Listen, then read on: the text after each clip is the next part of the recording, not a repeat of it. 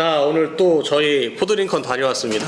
포드 레인저 드디어 출시는 아니고 네네. 시승회를 했습니다. 오프로드에서만 시승회를 했는데 와일드 트랙이랑 랩터 두 차를 시승을 했습니다. 두 모델 모두 기본 모델은 레인저예요. 좀 더 자세하게 설명해 주실까요? 우선 와일드 트랙이랑 랩터는 같은 파워트레인을 씁니다. 2.0 바이터보 디젤 엔진에 10단 자동 변속기가 매칭이 되고요. 그치만 랩터는 아무래도 좀 더 오프로드 성능을 극대화시킨 모델이기 때문에 차대에 좀 튜닝을 가했습니다. 그리고 와일드 트랙은 적재나 견인을 주 타깃으로 한다 해서 이제 뒤쪽에 판 스프링을 넣었고, 랩터는 오프로드 성능을 높여야 되니까 독립식 쇼크업 셔버를 넣었는데 지금 지프 글래디에이터에도 들어가고 있는 폭스사의 서스펜션이 들어갔습니다.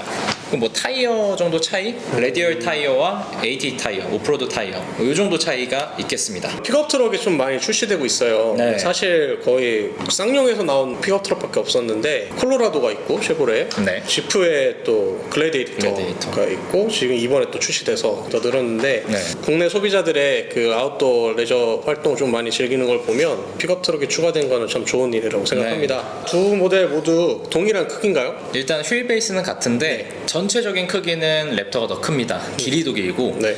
너비는 많이 넓습니다. 뭐 1-20cm 정도 넓고 네. 높이도 살짝 높은 정도여서 크다. 거기다 바퀴도 한 33인치 타이어가 들어가기 때문에 딱 봤을 때 우람하다라는 느낌을 받습니다. 저희가 사실 포드 픽업 트럭 하면 F 시리즈를 보기 때문에 네. F 시리즈는 보면 굉장히 큰 그쵸, 느낌이죠. 그쵸. 근데 저희가 오늘 사실 보고 왔는데 그렇게 큰 위압감은 사실 조금 없었어요. 맞아요. 그 네. 정도 사이즈는 아니고. 근데 특이하게 디젤 엔진을 쓰고 있습니다. 보통 네네. 미국산 픽업 트럭 하면 가솔린, 대배기량의 그쵸. 가솔린 엔진이 보통 그렇게 떠오르는데 디젤 좀 어떻게 생각하세요? 저는 괜찮다고 보는 게 네. 수입산 픽업은 전부 다 여태까지 가솔린 모델만 들여왔었는데 네. 디젤을 꼭 선호하는 분들도 많이 계시더라고요. 그래서 유류비나 뭐 이런 쪽에서는 훨씬 낫지 않을까. 포드 코리아 담당자하고 사석에서 얘기를 했었는데 왜 굳이 디젤을 갖고 들어왔느냐? 네.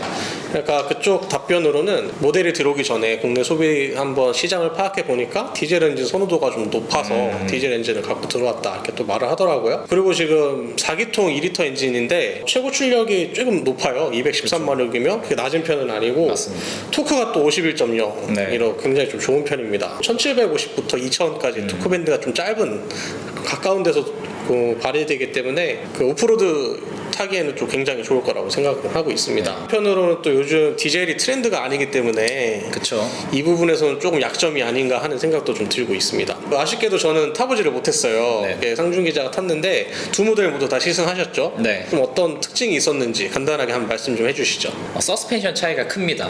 랩터는 그 가동 범위가 굉장히 커서 푹신푹신하면서도 여기를 못 넘을 것 같은 곳들을 다 넘더라고요. 확실히 오프로드에서 어떤 뭐 락롤링을 하든지 아니면 도강을 하든지 뭘 해도 랩터는 좀 자신 있게 갈 만큼 오늘 시승한 코스는 정말 편안하게 주행을 했습니다.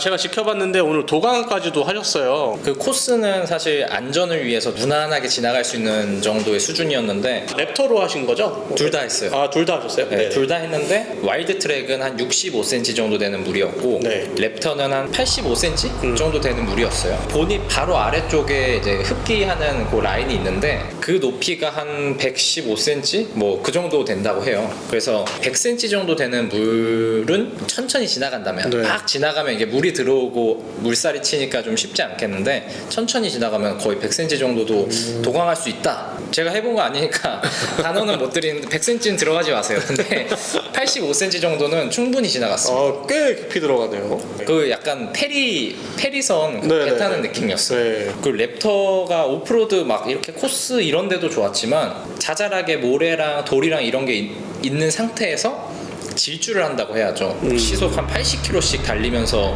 언덕도 넘고 했는데 그때의 주행 느낌이 되게 좋았어요. 우당탕탕 가는 느낌이 아니라 밖에서 우당탕탕 하고 있는데 실내는 생각보다 되게 부드럽게 넘어가더라고요. 서스펜션의 힘이 아주 크다고 네. 생각합니다.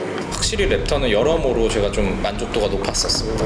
근데 그거에 반해서 와일드 트랙은 다소 겁이 났어요. 물론 다른 코스를 달리긴 했지만 차체 높이나 어떤 뭐 여러 가지 스펙상으로도 좀 차이가 났고, 만약에 내가 정말 오프로드를 즐기고 싶다 하는 분이라면 저는 랩터를 강력하게 추천을 드립니다. 튜닝 이런 거 없이도 웬만한 코스는 다 지나갈 수 있을 만큼 굉장히 성능이 좋았거든요. 와일드 트랙 같은 경우는 사실 뒤에 판 스프링이 들어가 네. 있잖아요. 근데 그 판 스프링을 적용함으로써 뭐 장점 같은 것도 있나요? 일단은 적재 능력이 좀 아무래도 높아질 수밖에 네. 없죠. 600kg 정도도 짐을 실을 수가 있고, 네. 이거는 사실 근데 렉스턴 스포츠 칸이 700kg 판스프링 넣으면 700kg까지 얻는다 해서 더 좋다 이렇게 말할 수는 없는 게, 국내의 법규 기준 내에서 이 인증을 받은 수치일 뿐이고, 사실 뭐 글래디에이터가 그 수치가 낮다고 해서 능력이 떨어지는 건 전 아니라고 생각을 하거든요. 네네. 트레일러 같은 경우를 달고 이렇게 토잉 능력도 좀 많이 보는 네네. 편인데 이 두 모델의 토잉 능력은 좀 어느 정도 되는지. 와일드 트랙은 3.5톤이에요. 그리고 랩터는 2.5톤인데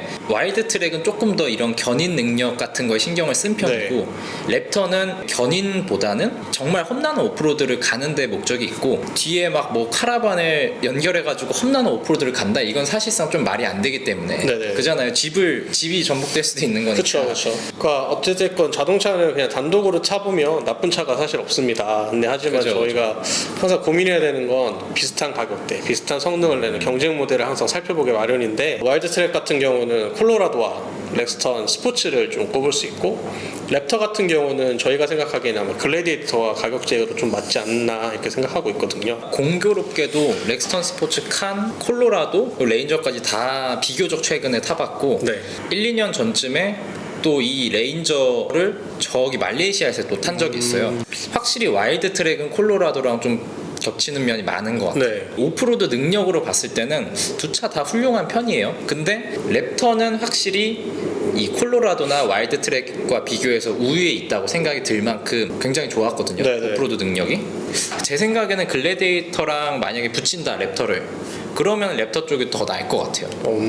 왜냐면 글래디에이터가 생각보다 굉장히 긴 편이고, 네. 그런 물리적 특성 때문에 조금 더 못 가는 길이 많지 않을까, 그런 생각이 좀 들더라고요. 또 와일드 트랙을 좀 장점을 말씀하신다면. 가격대가 그래도 4천만 원대다 라는 점이 좀 있고, 그 디젤 엔진, 네네. 높은 토크랑 평상시 온로드에서도 기름값을 아낄 수 있지 않을까, 네네. 그런 생각은 좀 들더라고요. 저한테 만약에 자금의 여유가 있다 그러면 저는 랩터를 살 거예요. 이거는 그냥 오프로드 성능 하나만으로도 네네. 값어치가 꽤 있다고 생각이 들었거든요.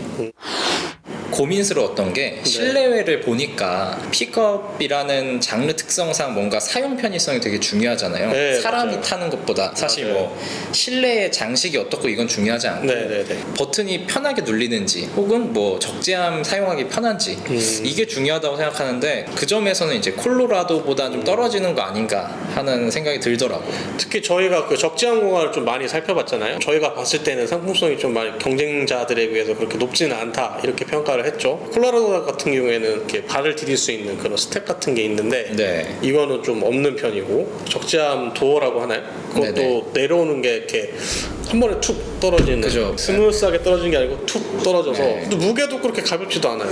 뒤쪽에 창문, 콜로라도는 뒷좌석의 그 뒤쪽에 있는 유리, 거기에 이제 창문이 있었어요. 조그만 창문, 이렇게 슬라이드 창문이 있었는데 레인저는 없었고, 뒷좌석 보통 아래쪽에 보면은 뭐 수납판 같은 게 되게 많아요. 네네. 그런 것도 제가 찾지 못했어요. 혹시 저희가 못 찾았을 수도 있긴 한데, 일단 저희가 봤을 때는 없었습니다. 베드 쪽 말씀하신 거. 네. 그 딛고 올라가서 보니까 라이트가 있긴 있는데 저는 좀 약해 보였거든요, 라이트가. 양쪽 끝에 조만한 LED 딱 네. 두 개 달려있던데, 그건 조금 밤에는 조금 어렵지 않나 사용하기가. 또 콜로라도는 애프터마켓 제품들도 꽤 많이 판매가 되고 있고, 근데 포드의 애프터마켓 제품은 좀 빈약하지 않나, 현재로서. 사실 픽업 트럭 이용하시는 분들한테 가장 큰 장점이나 가장 크게 와닿는 건 애프터마켓에 어느 정도 내가 튜닝을 할 수 있나. 렉스턴 스포츠 같은 경우는 애프터마켓 제품이 정말 어마어마하게 많습니다. 그렇죠. 다양한 가격대, 다양한 제품들이 많은데, 포드 같은 경우는 공식적으로 출시한 게 이번이 처음이기 때문에 그런 애프터마켓 제품이 좀 적은 편이에요. 포드 코리아 차원에서 인증, 그러니까 포드에서 인증받은 제품은 아직 들어올 계획은 없다.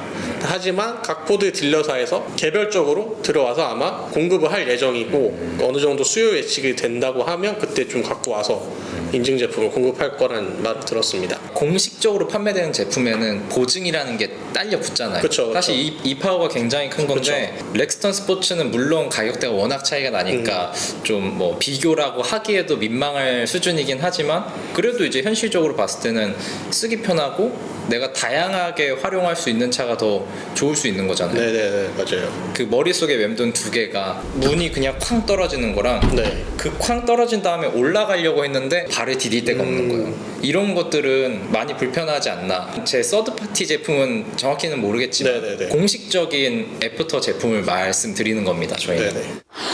사실 30분 정도 두 차를 이렇게 타본 거라 네. 정확하게 디테일하게 말씀드릴 수는 없지만 두 제품에 대해서 상품성 결론을 말씀한다면 랩터는 시트도 굉장히 푹신하고 막 타 있는 사람들이 즐겁게 오프로드를 즐길 수 있을 만큼의 능력도 좋고 탔을 때 기분까지 좋은 이런 되게 재미있는 상품이었어요. 네. 그래서 가격대가 6,400만 원이면 높긴 하지만 네.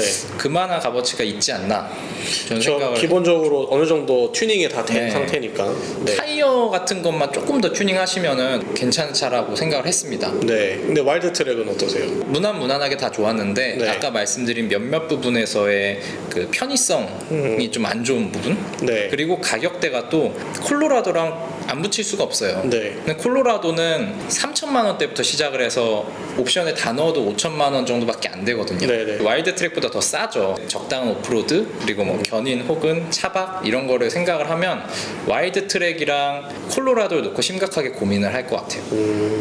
저희가 늘 하는 말씀이지만 차는 직접 한번 타봐야지 좀 더 깊게 알 수 있기 때문에 저희가 또 이제 기회가 된다면 두 픽업 모델을 한번 두 모델을 다 빌려서 시승차를 해서 한번 타보는 시간을 갖도록 하겠습니다. 네. 네. 온로드가 진짜 궁금해요, 저는.